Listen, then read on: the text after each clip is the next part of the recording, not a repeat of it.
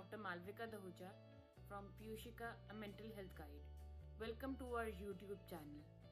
जैसे कि आप लोगों को पता ही है, हम एडिक्शन एंड रिलेटेड डिसऑर्डर्स की सीरीज आपको वीडियोस के फॉर्म में आजकल पेश कर रहे हैं। आज हम किसी सब्सटेंस की बात नहीं करेंगे एडिक्शन में, हम आज बात करेंगे इंटरनेट एडिक्शन डिसऑर्डर की। इंटरनेट एडिक्शन डिसऑर्डर या पैथोलॉजिकल इंटरनेट यूज क्या है? आप लोग हमसे ज्यादा जानते हैं इस बारे में कि आजकल इंटरनेट, फोन, व्हाट्सएप, इस सब की कितनी एडिक्शन हो गई है लोगों को। तो आज इसके बारे में बात करेंगे। तो हम अगर इस चीज को एडिक्शन कहते हैं तो एडिक्शन क्यों कहते हैं कि मतलब अगर हम जितना हमने इस एडिक्शन की सीरीज में देखा, एडिक्शन में तो कुछ क्राइटेरिया होते हैं, तो इंटरनेट से किसी को एडिक्शन कैसे हो सकती है? सो हम आज रिवाइज करते हैं उन 5 पॉइंट्स को और उसको डालकर देखते हैं हम अपने इंटरनेट की ओवरयूज में क्या वो फिट होता है एडिक्शन में या नहीं। चलो आइए देखें। पहला पॉइंट कि जो चीज आपको प्लेजरेबल लगती है उसे आपको बार बार करने का मन करता है। तो ये चीज तो हम इंटरनेट पे भली भांति जानते हैं कि हमें जो चीज पसंद है, इंटरनेट की जो भी एक्टिविटी हमें पसंद है उसे हम बार बार करने की कोशिश करते हैं क्योंकि हमें उससे आनंद मिलता है, प्लेजर मिलता है, हमें वो पसंद है। सेकंड, टॉलरेंस, कि नशे की मात्रा या तो बढ़ जाती है और या वो बहुत फ्रीक्वेंट होने लगती है। तो अगर उसे इस इंटरनेट की आदत में लाएं तो क्या वो मैच होती है एडिक्शन में? हाँ जी।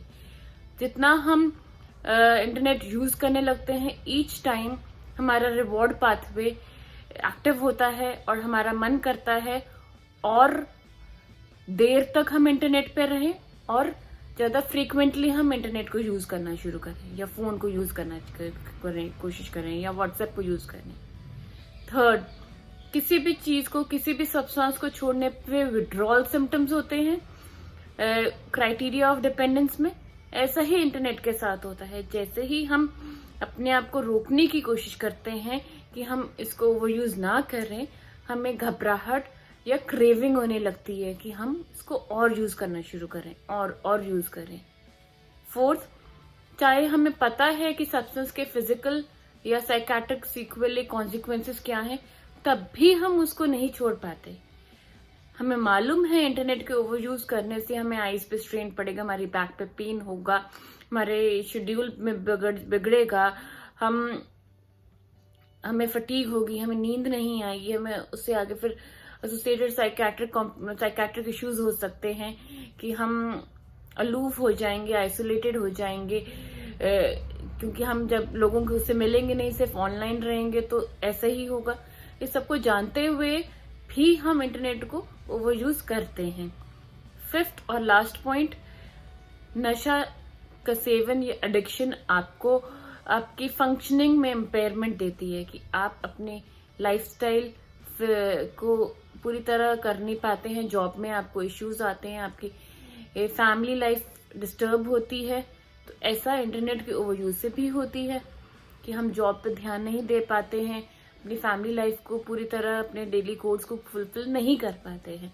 तो जी हाँ, एडिक्शन के 5 क्राइटेरिया जैसे किसी भी सब्सटेंस को से रिलेटेड होते हैं, वो हमारे इस बिहेवियर से भी होते हैं। इसलिए इसे हम बिहेवियरल एडिक्शन या इंटरनेट एडिक्शन डिसऑर्डर भी कहते हैं। इंटरनेट एडिक्शन डिसऑर्डर की एक ये न्यूरोबायोलॉजी तो हमने देखी कि जो रिवॉर्ड पाथवे और डोपामिन से रिलेटेड है, जो हम एडिक्शन में पहली भांति डिस्कस कर चुके हैं। एक और इसमें हाइपोथेसिस है कि इंटरनेट एडिक्शन डिसऑर्डर एक इम्पल्स कंट्रोल डिसऑर्डर है या ये एक ऑब्सेसिव कंपल्सिव डिसऑर्डर या इम्पल्स कंपल्सिव डिसऑर्डर है। इसका क्या मालूम मतलब हुआ? हमें एक स्ट्रॉन्ग अर्ज होती है कि हम इंटरनेट को यूज करें और हम उसे यूज करते हैं तो हमें एंजाइटी से रिलीफ मिलता है और इस एक्ट को, इस कंपल्सिव बिहेवियर को कि हम अपनी अर्ज से अर्ज होता है कि हम इंटरनेट को यूज करो, हम इंटरनेट को यूज कर जाते हैं, उसको हम कंट्रोल नहीं कर पा रहे हैं, या उसको हम अपने विश से भी, अपने बेस्ट एफर्ट से भी, ये जानते हुए भी कि हमें ये नहीं करना चाहिए, हम उसे कंट्रोल नहीं कर पाते हैं अपनी सर्च को। तो ये कंपल्सिव बिहेवियर या कंपल्सिव डिसऑर्डर है। एक इम्पल्स है कि हमें इसको यूज करना ही करना है, और एक कंपल्शन है उस एसोसिएटेड कि उस अर्ज को हम फुलफिल कर रहे हैं इंटरनेट को यूज करके। तो इंटरनेट एडिक्शन डिसऑर्डर या पैथोलॉजिकल इंटरनेट यूज एक इम्पल्सिव कंट्रोल डिसऑर्डर भी है और एक एडिक्शन स्पेक्ट्रम डिसऑर्डर भी है। अब ये कुछ कुछ मात्रा में, कुछ कुछ टाइप में, हर एक में होता है। अगर हम वर्ल्ड के मैप में देखें तो इंडिया चौथे नंबर में है इस एस्पेक्ट में कि इंडिया में बहुत ज्यादा इंटरनेट यूजर्स हैं। इंटरनेट यूजर इंडिविजुअल्स की मात्रा देखें तो इंडिया उसमें चौथे नंबर पे आता है। अब जैसे कि मैंने आपको बताया कि ये भिन्न भिन्न प्रकार के अलग अलग के रूप में लोगों में मिलता है इंटरनेट एडिक्शन डिसऑर्डर। तो हम इसको अगर क्लासिफाई करें तो इंटरनेट एडिक्शन डिसऑर्डर 5 तरीके का होता है। जैसे कि हम बात करें कंप्यूटर एडिक्शन डिसऑर्डर, दूसरा इंफॉर्मेशन ओवरलोड, तीसरा नेट कंपल्शंस, चौथा साइबर रिलेशनशिप एडिक्शन, पांचवा साइबर सेक्सुअल एडिक्शन। तो अब ये पांचों चीजें क्या हैं और ये कैसे इंटरनेट एडिक्शन डिसऑर्डर में फिट होती हैं और कि ये कैसे कैसे इंडिविजुअल्स में हमें पाई जाती हैं। अगर हम बात कर रहे हैं कंप्यूटर एडिक्शन की, आपको याद होगा नए नए कंप्यूटर्स आए थे और हमारे कंप्यूटर्स में ऑलरेडी फीडेड प्रोग्राम्ड गेम्स होती थी, जैसे कि Dave, Mario, Minesweeper, solitaire. तो उसकी एडिक्शन होने लगी थी बच्चों को ही नहीं, लोगों को भी, कि जो बड़े अडल्ट्स को भी, जो जॉब में काम कर रहे हैं, जो कंप्यूटर का जिनका काम है, और वो कंप्यूटर के काम को ना करके, जो काम अलॉटेड है उसको ना करके ये गेम्स खेलने लगते थे। और ये पाया जाता था कि ऐसे लोगों में ये एक प्रॉब्लम को रूप हो गया है या एक एडिक्शन बन गई है उनमें। दूसरी बात करें इंफॉर्मेशन ओवरलोड की। अब देखिए, हमें कुछ भी ढूंढना होता है, चाहे वो स्टूडेंट्स हों, चाहे वो अडल्ट्स हों, चाहे वो प्रोफेशनल्स हों, चाहे वो हाउसवाइफ्स हों, हम किताबों में या और कोई रेफरेंस नहीं लेते हैं, हम सीधा उस चीज को गूगल करने लगते हैं और उसमें भिन्न भिन्न प्रकार की चीजें आगे आगे आगे सर्च करने लगते हैं। तो वो धीरे धीरे ये एक डिपेंडेंस का पैटर्न बन जाता है हमें, कि जो भी चीजें हमें उसको ढूंढनी है, कि इसका डिटेल्स हमें पता करनी है, तो हम वो सीधा गूगल पे चले जाते हैं, ना कि बच्चे टेक्स्ट बुक्स को पढ़े, हाउसवाइफ रेसिपी बुक्स को पढ़े। आजकल तो न्यूज भी हमें ऑनलाइन मिल जाती है, गूगल करने पे आज की न्यूज बताइए। तो हम उस जमाने से भी न्यूज़पेपर से भी कट ऑफ हो रहे हैं, ट्रेडिशनल मेथड से भी कट ऑफ हो रहे हैं। तीसरा नेट कंपल्शंस। नेट कंपल्शंस मतलब online shopping, online video gaming, जैसे कि पबजी, ब्लू व्हेल, जो कि इंटरैक्टिव होती हैं, कि आपसे 1-2 में इंटरैक्टिव गेम्स होती हैं, या ऑनलाइन कसिनोज हैं, या गैम्बलिंग साइट्स हैं। तो इन सब का क्या प्रिंसिपल है, ये आपको एडिक्शन कैसे कहती हैं, ये भी रिवॉर्ड पाथवे पे आपके काम करती हैं, कि आपने पैसा लगाया कसिनो में, ऑनलाइन गैम्बलिंग में, और आपको उसका रिवॉर्ड मिला। आपने पैसा लगाया ऑनलाइन शॉपिंग पे और आपको मनचाही चीज घर पे मिल गई।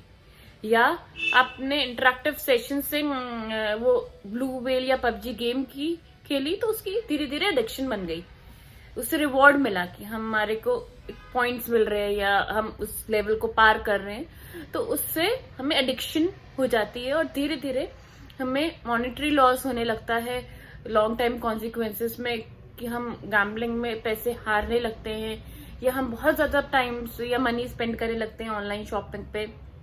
और पबजी और ब्लू व्हेल जैसी चीजों में तो आगे जाके आपको सबको मालूम ही है, न्यूज में बहुत कॉमन है कि पबजी एडिक्शन या ब्लू व्हेल एडिक्शन में बच्चों को ल्योर करके या गेमर्स को ल्योर करके एंड में सुइसाइड तक के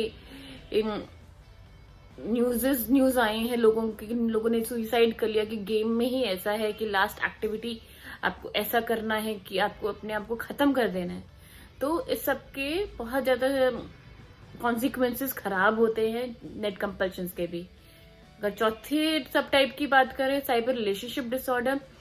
अब देखिए, आजकल के लोगों को फैंटेसी वर्ल्ड में रहने की ज्यादा मजा आता है कि फेसबुक, व्हाट्सएप, इंस्टाग्राम, इस पे ऑनलाइन फ्रेंड्स बनाना, पोस्ट शेयर करना, उसमें कितने लाइक्स हुए हमारे या कितने हम लोगों ने हमें अप्रिशिएट किया।